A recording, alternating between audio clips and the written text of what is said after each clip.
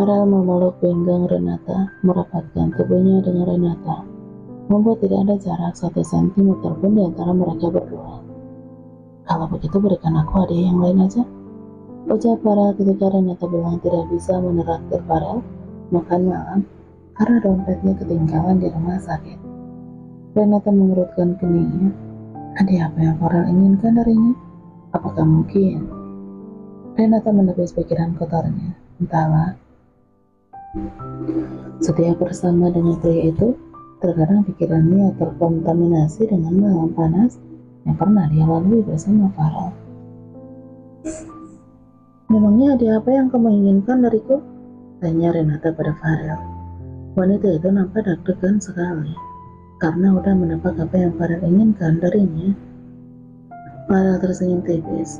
Setiap kali pria itu tersenyum, dia akan terlihat semakin mempesona. Wanita mana yang tidak meleleh jika melihat betapa manisnya senyuman pria itu, membuat Renata menelan salibah memandanginya. Renata semakin dibuat salah tingkah karena Farel mendekatkan wajahnya. Kemudian pria itu berbisik, "Bagaimana kalau kita memasak bersama?" "Hah?" Renata nampak terkejut. Rasanya dia sangat malu pada dirinya sendiri. Mengapa bisa-bisanya dia memikirkan yang tidak-tidak kepada Farel? Rupanya hadiah lain yang Farel inginkan adalah ingin memasak bersama dengan Renata. "Sejujurnya aku sangat kangen masakan kamu. Bukannya nasi goreng buatan aku waktu itu rasanya sangat asin." Renata pernah memasak nasi goreng untuk Farel saat ia masih menjadi guru pembimbingnya Farel. Tentu saja atas permintaan Farel. "Bagiku masakan kamu sangat enak." Ya udah." Renata menganggukkan kepalanya. Dia menyetujui permintaan Farel. Sebelumnya mereka belanja bersama bahan apa saja yang akan mereka masak ke minimarket terdekat. Setelah itu kemudian mereka kembali ke villa, mengeksekusi bahan masakan bersama-sama. Renata tersenyum melihat Farel yang sedang memotong wortel. Dulu dia pernah berharap dia dan Edo bisa menjadi pasangan yang berbahagia. Bahkan ada satu waktu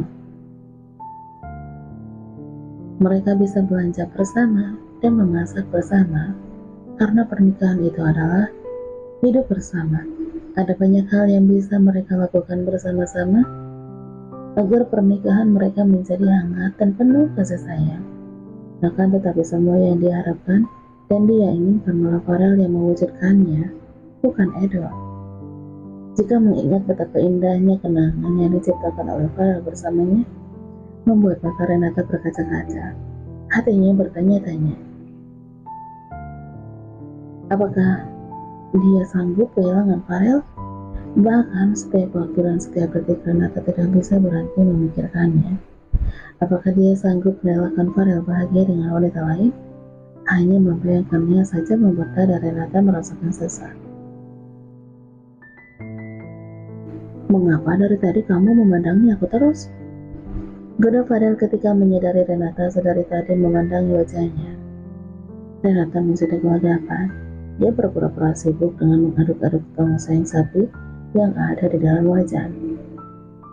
Tidak, aku hanya ingin melihat apakah kamu bisa mengiris wortelnya atau tidak."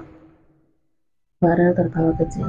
Dia tersenyum dengan gemas karena dia tahu bahwa Renata sedang berbohong kepadanya.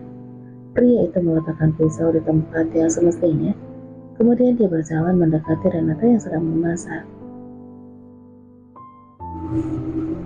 Renata tercekat ketika merasakan ada tangan kekar memeluknya dari belakang, membuat jantungnya berdetak kencang. Apalagi ketika dia merasakan Farel mencium pundaknya. Napas pria itu menerpa kulit lehernya Renata, menciptakan hawa panas menjalar ke seluruh tubuhnya.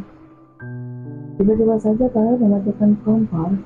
Dia membalikkan badan Renata dan mengangkat tubuh wanita itu agar duduk di atas meja. Hal tersebut membuat Renata terkejut, tapi dia tidak mampu berkata apa-apa ketika menatap Farel yang sedang berdiri di hadapannya. "Jangan berbohong, aku tahu dari tadi kamu sedang memandangi wajahku." Sekarang kamu bisa memandangi wajahku sepuasnya.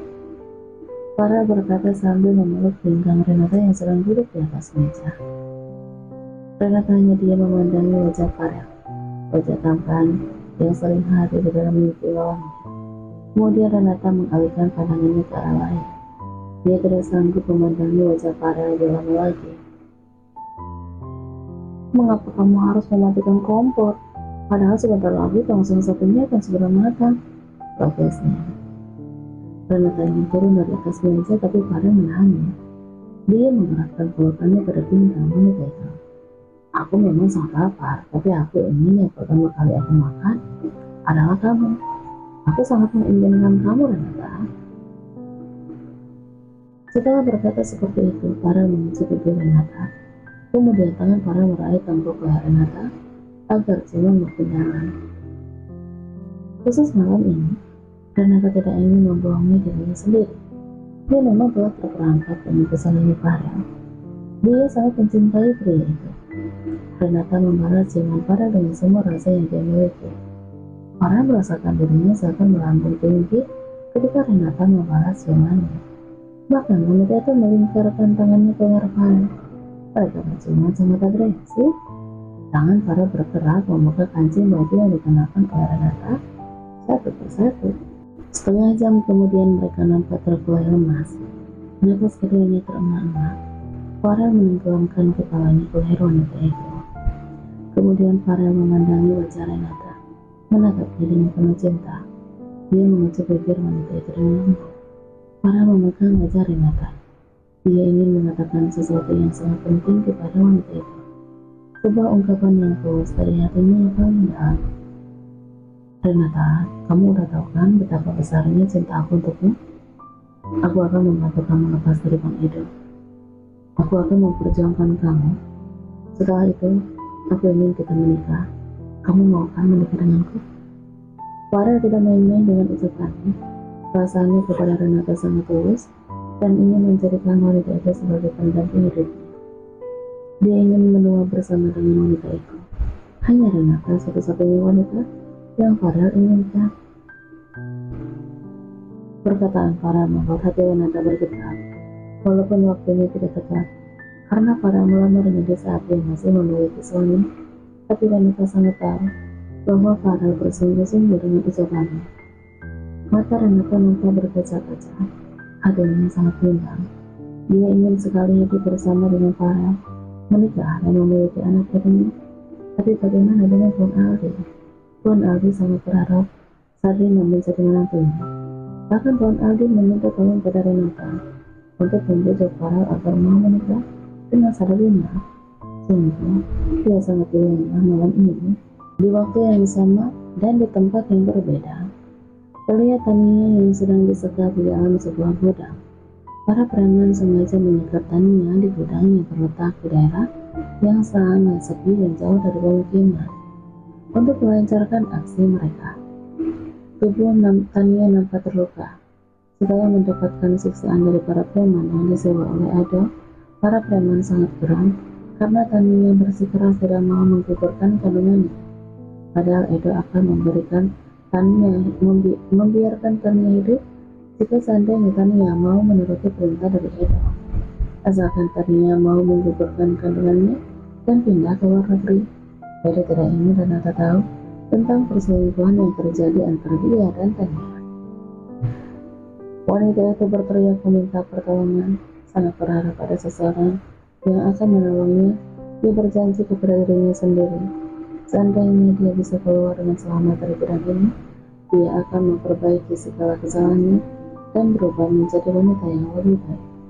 Walaupun sang buah hati masih berada di dalam perutnya, akan tetapi kasih sayangnya begitu besar untuk calon bayinya.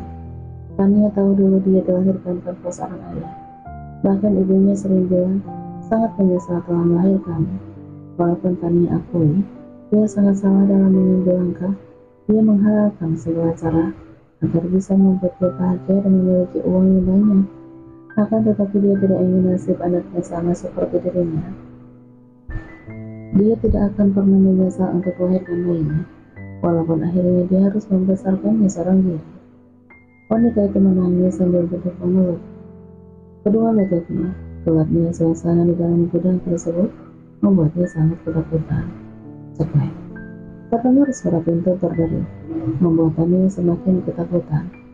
Badannya gemetaran saat melihat ada seorang preman masuk ke dalam ruangan tempat dia disekap. Posturnya tinggi dan besar, serta tubuhnya dipenuhi dengan tato, membuat preman tersebut terlihat mengerikan. Preman tersebut berjalan mendekati Tania. Kedua tangannya sedang menggenggam sebuah pisau yang sangat tajam. Kemudian dia berkata, "Karena kamu terus saja menolak kesepakatan, aku terpaksa harus mengejar kamu malam ini juga." Tania sudah tidak bisa berdiri dan juga berlari. Karena kedua kakinya terluka, dia hanya bisa menangis dan memohon agar preman tersebut tidak membunuhnya. "Aku mohon, tolong jangan bunuh aku. Tolong izinkan aku melahirkan dan membesarkan bayi ini." Tania memohon sambil merapatkan kedua telapak tangannya. Preman tersebut sama sekali tidak merasa tersentuh dengan permohonan Tania. Dia malah tertawa tertawa. "Kamu pikir aku merasa hebat? Pekerjaan seperti ini udah biasa kami lakukan." Setelah berkata seperti itu, preman tersebut menodongkan pisau pada Tania sambil berjalan semakin mendekatinya. Suasana begitu menegangkan. Tania terlihat semakin ketakutan. "Aku mohon, tolong jangan bunuh aku mohon." Preman tersebut tidak menghiraukan permintaan Tania. Dia menarik erat baju Tania agar membuat wanita itu berdiri dan mencekik lehernya. Dia ingin menusuk perut wanita itu. Akan tetapi tiba-tiba saja terdengar suara kegaduhan di luar sana. Sepertinya di dalamnya sekelompok detektif yang telah disewa oleh Farah telah berhasil menemukan keberadaan Tania. Tentu saja tak lepas dari insting seorang detektif bernama Detektif A alias Alvaro yang sangat tajam. Pantas saja jika di Darkness memiliki job yang sangat padat dan harga bayaran yang fantastis, karena pekerjaan mereka sangat cepat dan akurat.